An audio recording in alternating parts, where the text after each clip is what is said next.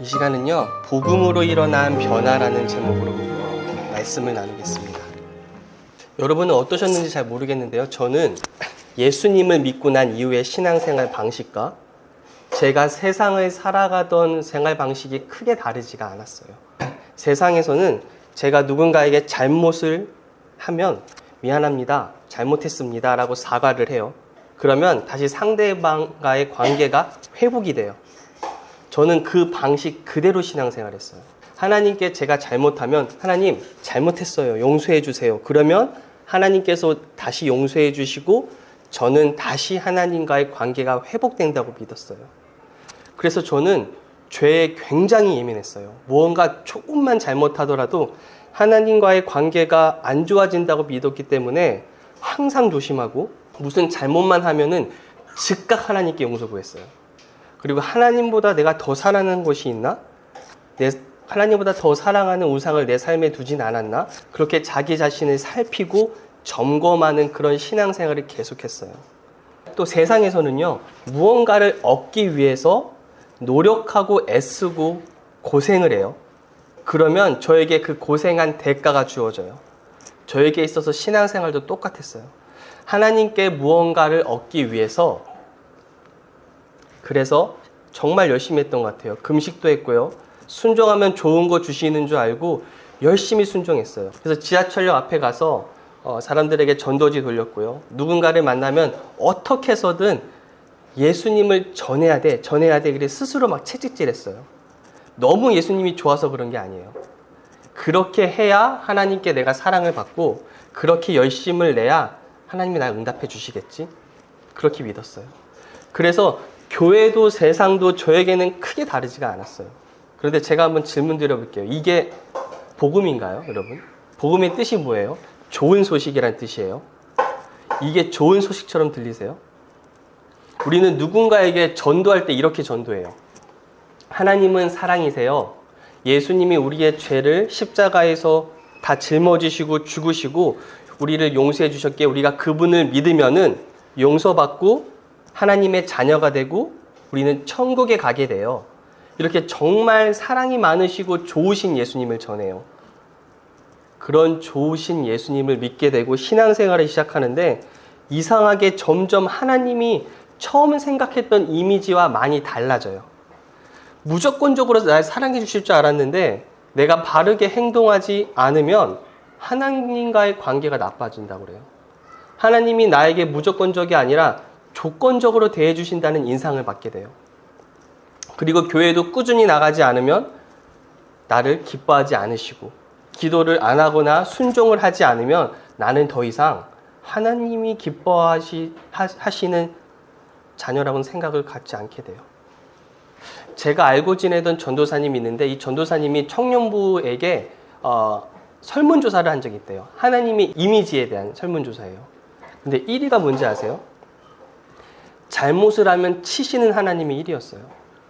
나를 사랑해 주시고 아껴 주시고 나보다 나를 더 잘 아시는 하나님이 아니라 잘못하면 나를 치시고 징계하시는 하나님이 청년들 가운데 이미지가 1위였어요. 이처럼 예수님을 처음 믿을 때 하나님과 신앙생활을 하면서 알게 되던 하나님이 점점 달라져요. 그리고 세상을 사는 방식과 신앙생활을 하는 방식이 크게 다르지가 않아요. 왜 이런 일이 일어날까요?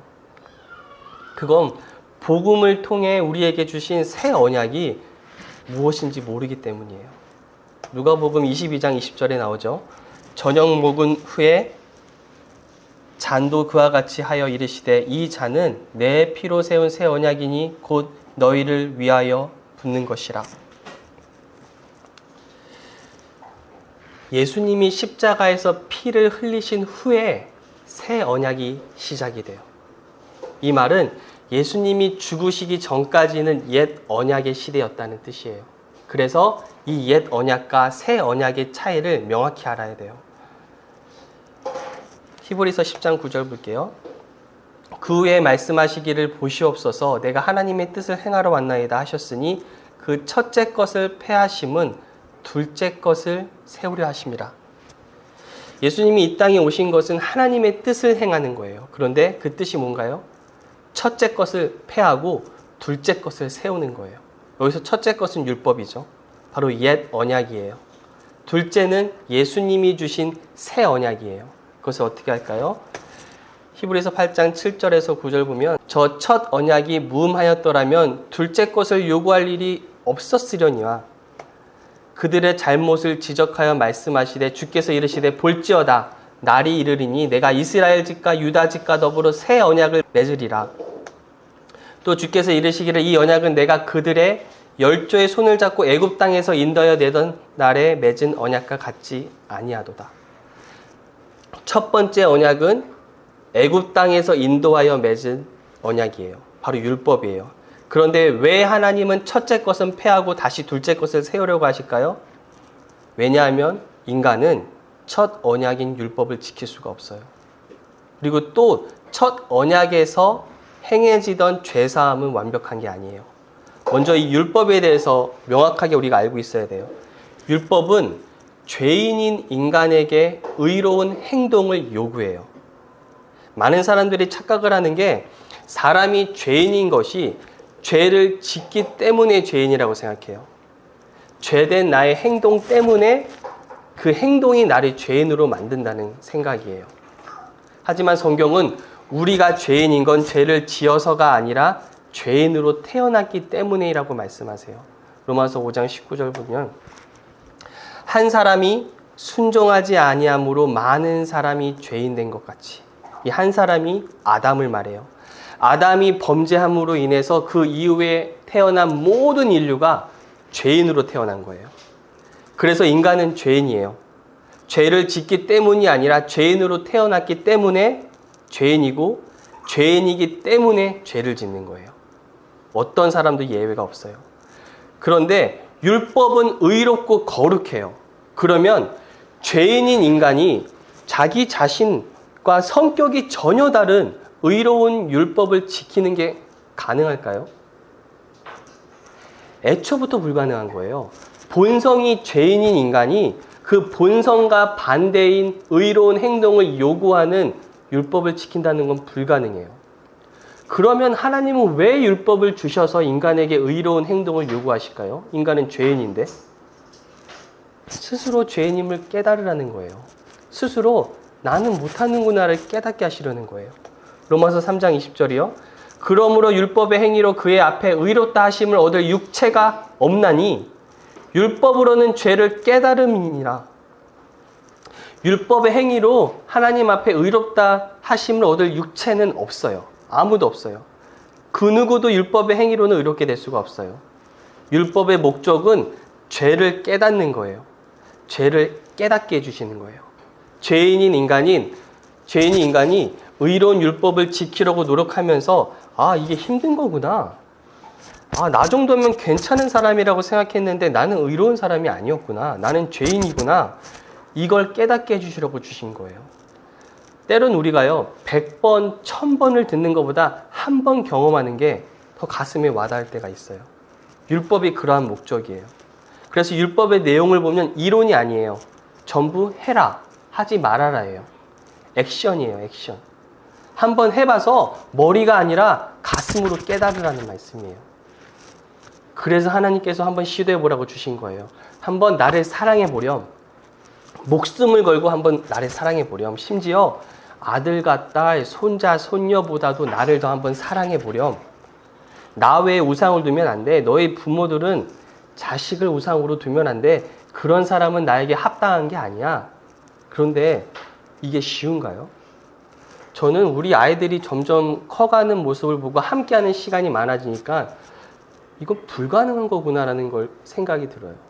아이들을 키우다 보니까 부모가 자식을 위해 죽을 수 있다는 게 무슨 말인지를 이제 깨닫기 시작해요. 하나님은 이렇게 애초에 불가능한 미션을 주신 거예요. 그래서 복음서의 예수님을 보시면 바리새인과 서기관들에게 굉장히 강하게 비판하세요. 왜 그러신 줄 아세요? 지킬 수 없는 율법을 자신들은 지킨다고 하거든요. 누가복음 18장 11절 12절을 보시면 바리새인은 서서 따로 기도하여 이르되 하나님이여 나는 다른 사람들 곧 토색, 불의, 간음을 하는 자들과 같지 아니하고 이 세리와도 같지 아니함을 감사하나이다. 나는 일에 2번씩 금식하고 또 소득의 11조를 드리나이다 하고. 이게 바리새인의 태도였어요. 나는 저 죄인과 같지 않아요. 나는 금식도 하고요. 나는 11조도 잘하고요. 나는 하나님이 주신 계명을 잘 지켜요. 이게 그들의 태도였어요. 분명히 지킬 수 없는 걸 주셨는데 지킨다고 하는 거예요. 이게 무엇을 의미할까요? 지금 그들은 지킬 수 없는 율법을 지킬 만한 수준으로 해석을 하고 자신은 율법을 지킨다고 하는 거예요. 그래서 성경을 보시면 예수님이 율법을 해석해 주시는 장면이 나와요. 왜 그러셨냐면 예수님이 율법을 원래의 기준으로 원래 지킬 수 없는 수준이었음을 설명해 주시는 거예요. 마태복음 5장 21절 22절을 보시면 옛사람에게 말한 바 살인하지 말라 누구든지 살인하면 심판을 받게 되리라 하였다는 것을 너희가 들었으나 나는 너에게 이르노니 형제에게 노하는 자마다 심판을 받게 되고, 또 27절 또 간음하지 말라 하였다는 것을 너희가 들었으나 나는 너희에게 이르노니 음욕을 품고 여자를 보는 자마다 마음에 이미 간음하였느니라.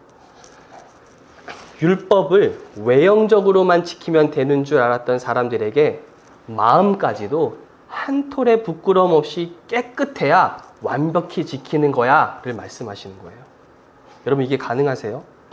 행동까지는 어느 정도 컨트롤 되겠는데 100% 순수한 마음이 가능하세요? 지금 예수님은 율법을 원래의 그 하나님이 의도하신 불가능한 수준으로 놓으시면서 인간을 한계로 밀어붙이는 거예요. 마치 이렇게 말씀하시는 것 같아요. 이래도 지킬 수 있겠다고 말하는 거니? 정말 지킬 수 있겠어? 이래도? 이러시는 거예요. 그래서 저는 막연하게 내가 죄인이야 라고 생각하시는 분이 있다면 한번 율법을 최선을 다해 지켜봤으면 좋겠어요. 제가 옛날에 그랬어요. 그러면 조금씩 알게 될 거예요. 얼마나 내가 죄인이구나. 이게 불가능한 거구나를 알게 돼요. 지금 어차피 율법을 지키지 못하니까 하나님을 그 무엇보다 사랑하는 건 불가능하니까 어차피 안 되는 거 그냥 살자. 그런 말씀 드리는 게 아니에요. 하나님을 가장 사랑하는 게 맞고요. 그 어느 것도 우상으로 삼아서는 안 돼요. 율법 자체가 잘못된 게 아니에요. 하지만 그걸 옛 언약의 방식처럼 내 힘으로 내가 노력해서 이루는 건 불가능해요. 그게 어떻게 이루어질 수 있는지는 오늘 설교 마지막에 나눌게요. 그러면 한번 생각해 보세요. 분명 율법의 목적은 죄를 깨닫는 거예요. 그런데 율법을 지키면 하나님이 축복을 주신다고 성경에 나와요. 좀 말이 안 되지 않나요? 분명히 율법은 아무도 지키지 못하는 건데, 그런데 왜 지키면 축복을 주신다고 약속하시는 거죠? 어차피 지키지 못할 거, 그런 축복의 약속조차 아예 없애야 하는 거 아닌가요? 하나님은 이미 다 아시잖아요. 여기서 우리는 무언가가 있구나를 알아야 돼요. 그 무언가가 무엇일까요? 예수님이에요. 하나님은 이 모든 명령을 주시면서 예수님을 염두에 두신 거예요. 예수님은요, 율법을 완벽히 지키셨어요. 완벽히 율법을 성취하세요. 인류 역사상 처음으로 100% 완벽하게 율법을 지키시고 하나님께 순종한 분이 나타나요. 바로 예수님이에요. 그리고 복음 안에서, 새 언약 안에서 놀라운 일이 일어나요. 바로 예수님이 율법을 지키셨기 때문에, 하나님께 완벽하게 순종하셨기 때문에 하나님께 받아 마땅한 그 축복을 예수님이 저와 여러분에게 선물로 주세요. 에베소서 1장 3절이요. 찬송하리로다 하나님 곧 우리 주 예수 그리스도의 아버지께서 그리스도 안에서 하늘에 속한 모든 신령한 복으로 우리에게 복 주시되. 이미 주셨다는 과거형이에요. 지난번에도 말씀드렸다시피 하나님께서 우리에게 주신 복은 영적인 복이에요. 사람들은 재정이 많으면 저 사람 축복받았네. 돈은 축복이 아니에요. 축복을 받는 것이 돈이라면 그건 말이 안 돼요. 왜냐하면 하나님은 돈을 사랑하지 말라고 하셨으니까. 먼저 보이지 않는 영역에서 축복이 임하고, 그리고 나서 물리적인 영역에서 나타나는 거예요. 하나님의 역사는 언제나 보이지 않는 것에서부터 시작해요. 그래서 히브리서 11장 3절에 믿음으로 모든 세계가 하나님의 말씀으로 지어진 줄을 우리가 아나니 보이는 것은 나타난 것으로 말미암아 된 것이 아니니라. 보이는 것은요, 나타난 것으로 말미암지 않고 보이지 않는 것에서부터 시작하는 거예요. 옛 언약에서 복을 받기 위해서는 내가 노력하고 내가 순종하고 내가 애써야 했어요. 하지만 새 언약 안에서는 내가 노력하는 것이 아니라 내가 행하지 않았는데도 예수님을 믿었기 때문에 축복을 선물로 주세요. 이게 완벽히 달라진 거예요. 이제는 복을 받기 위해 행하는 사람이 아니라 복을 받은 사람으로 살아가는 거예요. 완벽한 변화가 일어난 거예요. 그러면 이제 새 언약에서의 죄 용서는 옛 언약과 어떻게 다른지 알아볼게요. 히브리서 10장 10절이요. 이 뜻을 따라 예수 그리스도의 몸을 단번에 들이심으로 말미암아 우리가 거룩함을 얻었노라. 제사장마다 매일 서서 섬기며 자주 같은 제사를 드리되 이 제사는 언제나 죄를 없게 하지 못하거니와 오직 그리스도는 죄를 위하여 한 영원한 제사를 드리시고 하나님 우편에 앉으사. 예수님은 한 번에 영원한 제사를 드리셨어요. 구약의 제사장들은 앉을 의자가 없었어요. 왜냐하면 구약의 제사는 완벽하지 않았기 때문에 죄를 없앨 수가 없었어요. 그 이유는 히브리서 10장 4절에 이는 황소와 염소의 피가 능히 죄를 없이 하지 못함이라.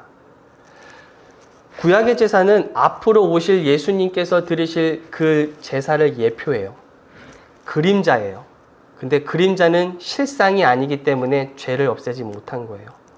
그렇기에 매일 서서 있다고 말하는 거예요. 그래서 구약의 제사는 죄를 없애는 제사가 아니에요.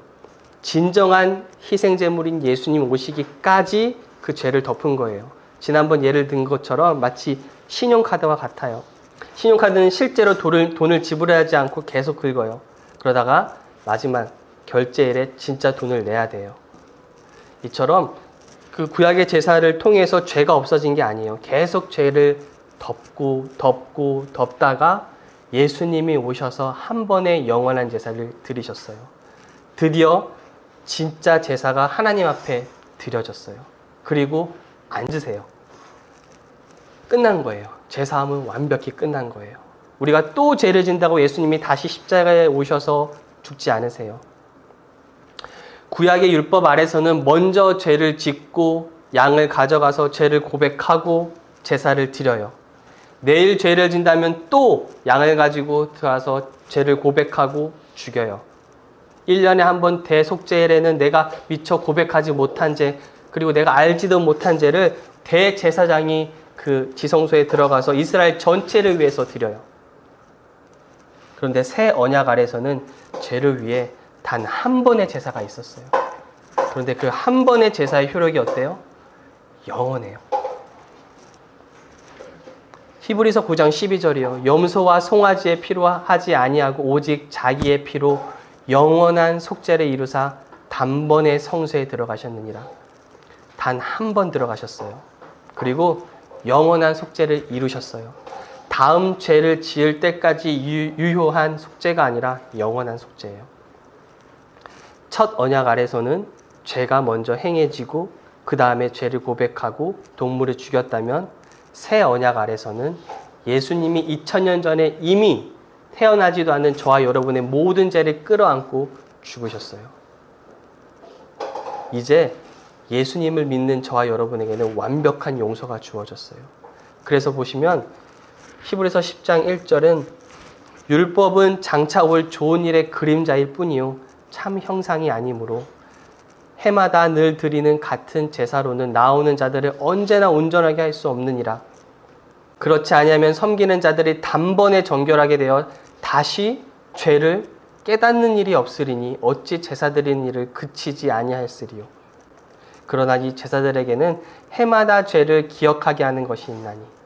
지금 여기서 알 수 있는 것이 만약 율법 아래서의 제사가 효과가 있었다면 다시 죄를 깨닫는 일이 없다는 뜻이에요. 이 말은 율법 아래서의 제사는 죄를 없앨 수 없기 때문에 완벽하지 않기 때문에 계속 죄를 상기시켜야 돼요. 그러면 반대로요. 이런 질문을 할 수 있어요. 그러면 제사가 완벽하다면 어떤 일이 일어날까요?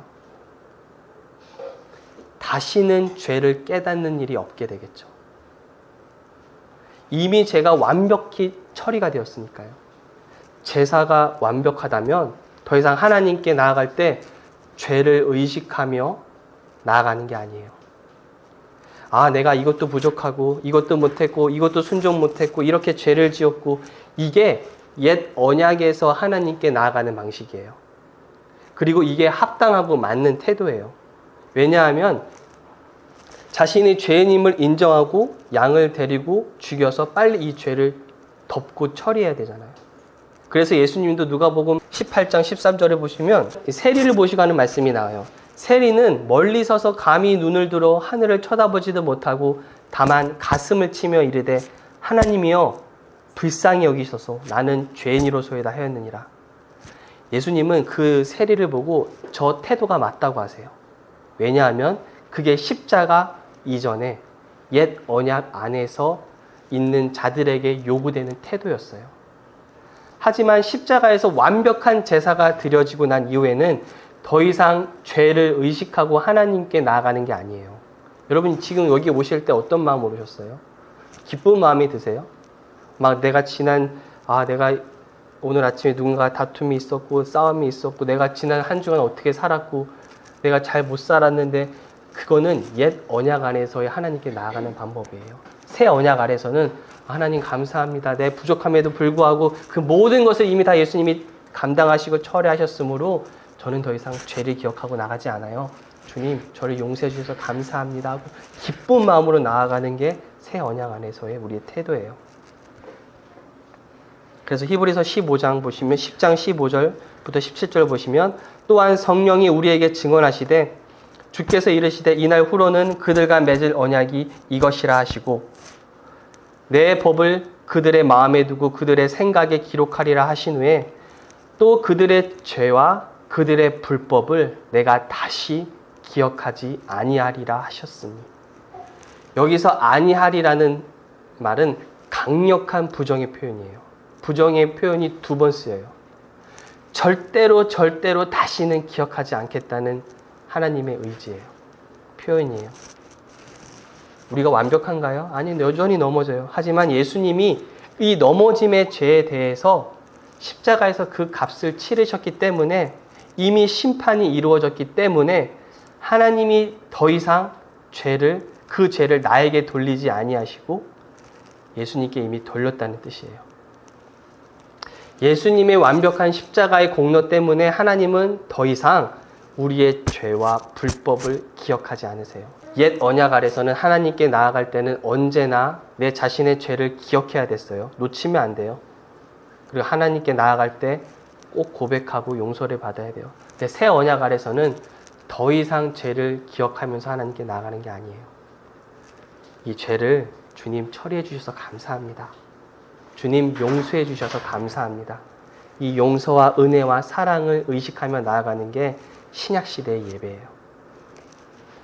10장 22절 보시면 우리가 마음의 뿌림을 받아 악한 양심으로부터 벗어나고 몸은 맑은 물로 씻음을 받았으니 참 마음과 온전한 믿음으로 하나님께 나아가자. 여기서 악한 양심이 무엇일까요? 하나님께 나아갈 때 이렇게 말하는 양심이에요. 너 잘못했잖아. 너 그거 순종 못했잖아. 너 자녀답게 살지 못했잖아. 계속 죄를 말하는 게 악한 양심이에요. 우리는 십자가를 이제 봐야 돼요. 주님이 흘리신 보혈을 봐야 돼요. 아, 주님의 보혈로 내가 이 죄로부터 용서받았구나. 그럴 때 우리는 악한 양심이 아니라 선한 양심을 가지고 하나님께 나아갈 수 있어요. 이제 마지막으로 제가 정말 중요하다고 생각하는 걸 나누고 싶어요. 이건 이거예요. 새 언약 안에서는요, 하나님은 저와 여러분을 우리 자신으로부터 구원해 주셨어요. 옛 언약 아래서는 우리 자신이 굉장히 중요했어요. 내가 잘해야 됐고, 내가 똑바로 행해야 됐고, 내가 죄를 고백하고, 내가 하나님께 나아가 바르게 행동해서 하나님과 바른 관계를 가지고 언제나 포커스가 나예요. 나.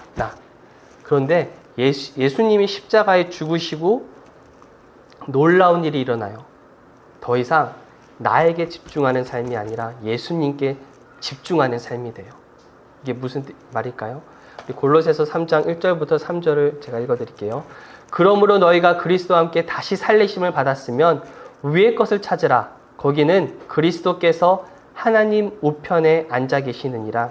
위의 것을 생각하고 땅의 것을 생각하지 말라. 3절 읽을게요. 이는 너희가 죽었고 너희 생명이 그리스도와 함께 하나님 안에 감추어졌습니다. 여기서 보면요, 함께라는 단어들이 나와요. 성경은 예수님이 십자가에서 죽으실 때 우리도 함께 예수님과 죽었다고 말씀해요. 그리고 그분이 묻히실 때 우리도 함께 묻혀요. 그리고 예수님이 부활하셔서 하나님 우편에 앉으실 때 우리도 함께 그분과 우편에 앉게 돼요. 그게 하나님이 저와 여러분을 지금 보는 관점이에요. 우리는 여전히 이 땅의 관점으로 나는 지금 여기 가스페 교회에 와 있고 나는 여전히 부족하고 나는 여전히 연약하고 나는 이런 사람이야 그렇게 스스로를 인식하지만 하나님은 그렇게 넘어지고 쓰러지는 옛사람은 이미 십자가에서 예수님과 함께 죽었고 다시 예수님과 우리가 함께 부활해서 하나님 우편에 앉아있는 것이 그게 실제의 너의 모습이다라고 말씀하시는 거예요. 그래서 다시 말씀드리지만 영혼 육에 대한 개념을 알고 있어야 돼요. 우리는 영과 혼과 육으로 이루어져 있어요. 그래서 고린도후서 5장 17절 보시면 그런즉 누구든지 그리스도 안에 있으면 새로운 피조물이라 이전 것은 지나갔으니 보라 새 것이 되었도다. 여기서 분명히 말하는 건 저와 여러분이 완전히 새 것이 되었어요. 몸도 그대로고 생각도 그대로고 감정도 그대로지만 변화된 게 뭘까요? 우리의 영이 완전히 새롭게 되었어요. 그래서 저와 여러분은 반드시 우리 눈에 보이지 않는 영의 세계가 있구나라는 것을 항상 알아야 돼요. 그래야 성경의 말씀을 이해할 수가 있어요. 그리고 바울은 골로새서에서 설명한 우리의 영의 모습을 에베소서에서도 똑같이 설명해요. 에베소서 2장 5절 6절 읽을게요. 허물로 죽은 우리를 그리스도와 함께 살리셨고 너희는 은혜로 구원을 받은 것이라. 6절 제가 읽을게요. 또 함께 일으키사 그리스도 예수 안에서 함께 하늘에 앉히시니. 6절을 앉히신다는 단어가 나오는데 이것도 과거형이에요. 미래에 앞으로 일어날 일이 아니라 이미 일어난 일이라는 거예요. 지금 이 모습을 영의 세계를 이해하지 못한다면 이해할 수가 없어요. 하지만 영의 세계를 이해한다면 바로 지금 이 모습이 하나님이 나를 보시는 모습이구나 알아야 돼요. 그리고 중요한 단어가 있는데 바로 예수 안에서라는 단어예요. 성경은요, 저와 여러분이 예수님 안에 있다고 말씀해요. 특별히 바울은 예수 안에 있다는 표현을 굉장히 많이 써요. 그러면 이게 무슨 말일까요? 이렇게 설명해 볼게요. 하나님은요, 저와 여러분을 말 그대로 예수님 안에 있는 것으로 보세요. 마치 여기 종이가 있어요. 이 종이가 이 성경책에 들어가면 이 종이는 성경책 안에 있죠. 이처럼 저와 여러분이 예수님 안에 있는 거예요. 이렇게 보세요. 예수님이 어떤 분이세요? 의롭고 거룩하고 완벽하신 분이에요. 우리를 그 완벽하신 분 안에 두신 거예요. 겉으로 이 성경책을 보는 이 종이가 보이나요? 안 보여요. 오직 성경책만 보여요. 즉 예수님 안에 있다는 건 우리와 예수님과 완벽한 연합이 이루어졌고 그분이 저와 여러분의 새로운 정체성이라는 거예요. 하나님은 우리를 예수님과 따로 떨어뜨려 보지 않으세요. 우리를 예수님 안에 있는 곳으로 보세요. 이걸 알기 때문에요. 마귀는요, 계속해서 우리 자신의 행동만 보게 만들어요. 예수님 안에 있는 이 나의 새로운 영의 모습을 보게 하는 것이 아니라 이 보이는 육신만 바라보게 해요. 그래서 봐봐, 너 지금 화냈어. 봐봐, 너 지금 짜증냈잖아. 끊임없이 우리를 이 육신만 바라보게 하고 자신만 바라보게 만들어요.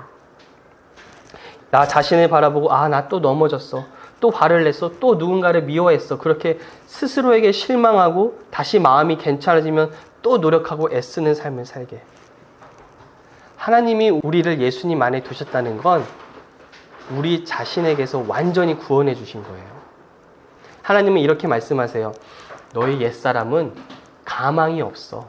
이미 죄인이야. 그래서 내가 너를 예수님과 함께 십자가에서 처리하고 너에게 새로운 정체성을 주었단다. 너는 이제 의롭고 온전하고 완벽해.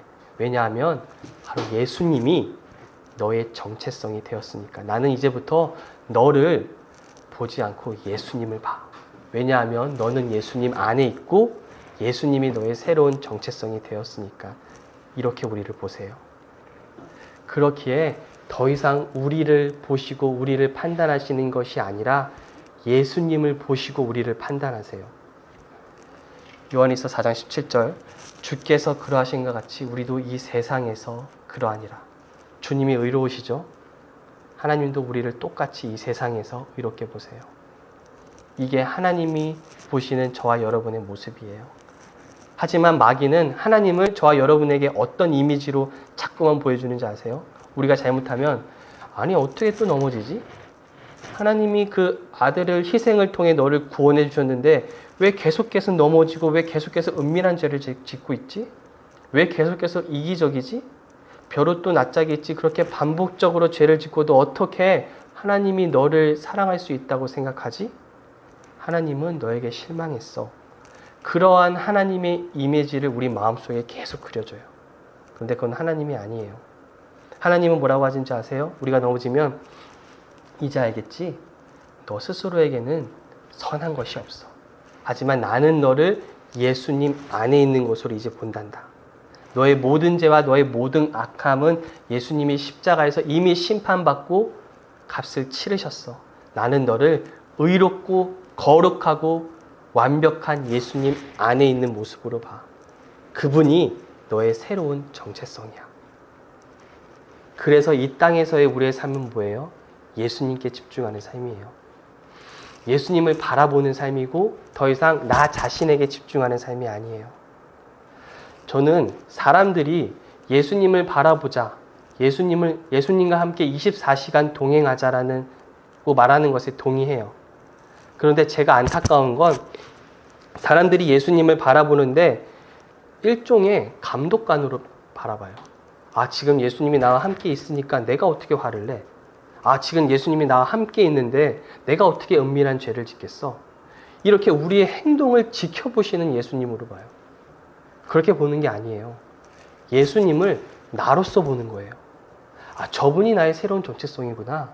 예수님이 의로운 것처럼 나도 의롭구나. 예수님이 하나님의 사랑을 풍성하게 받고 있는 것처럼 나도 그렇게 풍성한 사랑을 받고 있구나. 예수님이 어떠한 정죄도 받지 않는 것처럼 나도 이제 어떠한 정죄도 받지 않는구나. 이렇게 예수님을 바라보고 계속 그분과 교제하는 거예요. 그러면 어떻게 되는지 아세요? 고린도후서 3장 18절에 우리가 다 수건을 벗은 얼굴로 거울을 보는 것과 같이 주의 영광을 보매 그와 같은 형상으로 변화하여 영광에서 영광에 이르니 곧 주의 영으로 말미암으니라. 우리가 계속 그분을 우리의 새로운 정체성으로 바라볼 때 변화가 일어나요. 그와 같은 형상으로 변화된다는 이 말은 수동태예요. 수동태는 내가 하는 것이 아니라 누군가에 의해서 변화가 된다는 뜻이에요. 즉, 우리가 계속 예수님을 바라보면 주의 영으로 말미암아 성령님으로 말미암아 우리의 변화가 되어지는 거예요. 말씀을 이제 마무리할게요. 마태복음 25장을 보면 예수님이 7년 환난 끝에 재림하셔서 민족을 심판하시는 장면이 나와요.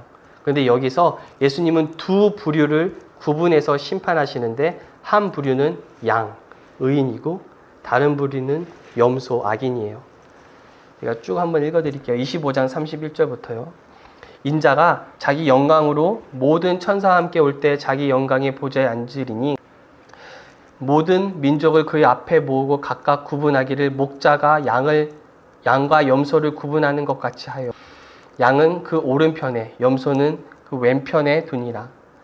그때에 임금이 그 오른편에 있는 자들에게 이르시되 내 아버지께 복 받은 자들이여 나와 창세로부터 너희를 위하여 예비된 나라를 상속받으라. 내가 줄일 때에 너희가 먹을 것을 주었고 목마를 때에 마시게 하였고 나그네 되었을 때에 영접하였고 헐벗을 때에 옷을 입혔고 병들었을 때에 돌보았고 옥에 갇혔을 때에 와서 보았느니라.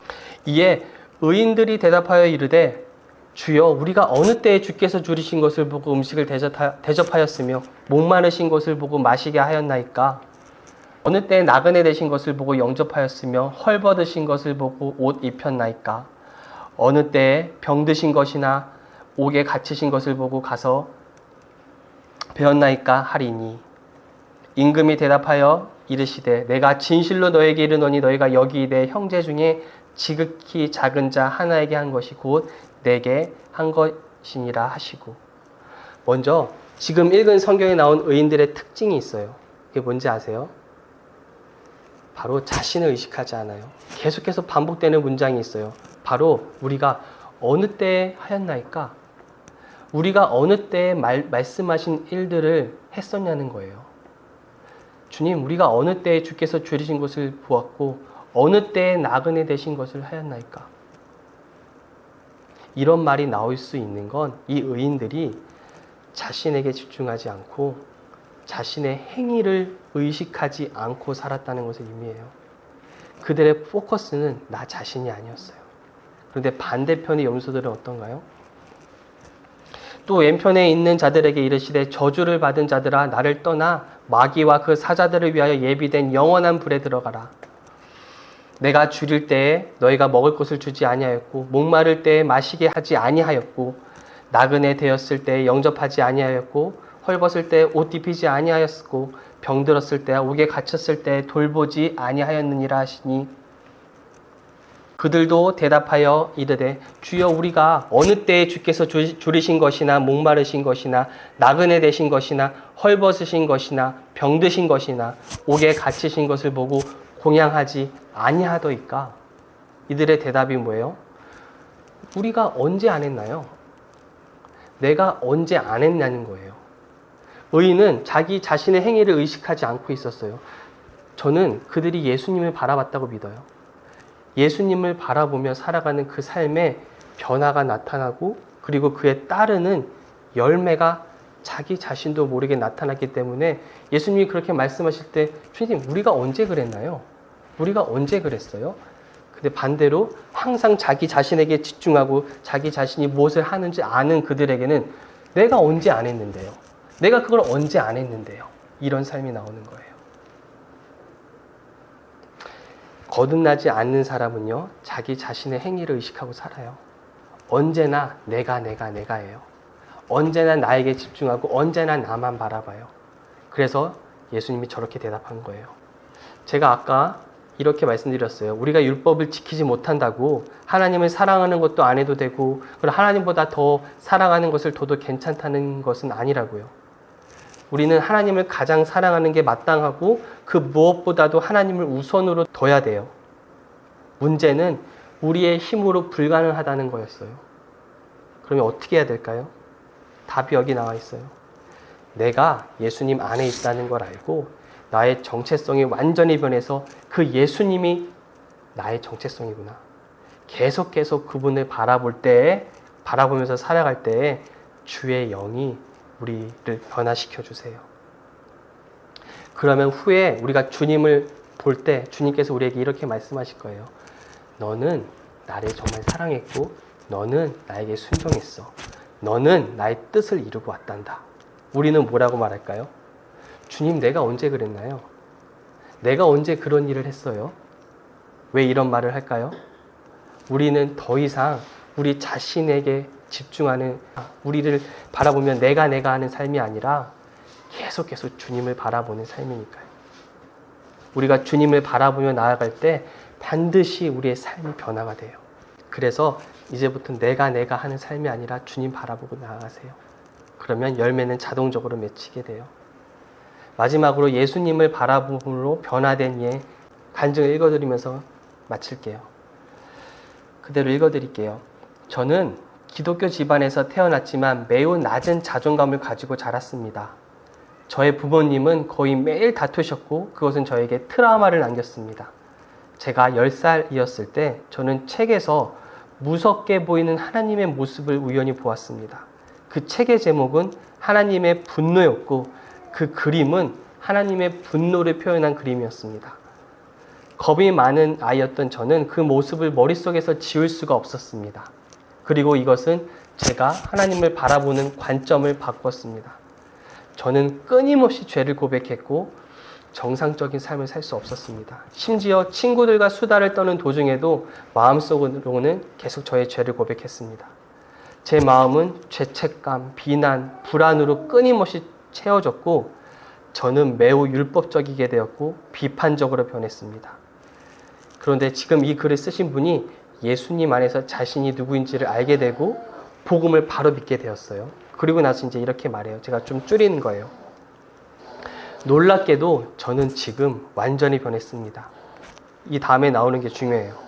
언제 어떻게 그런 일이 일어났는지는 모르겠습니다.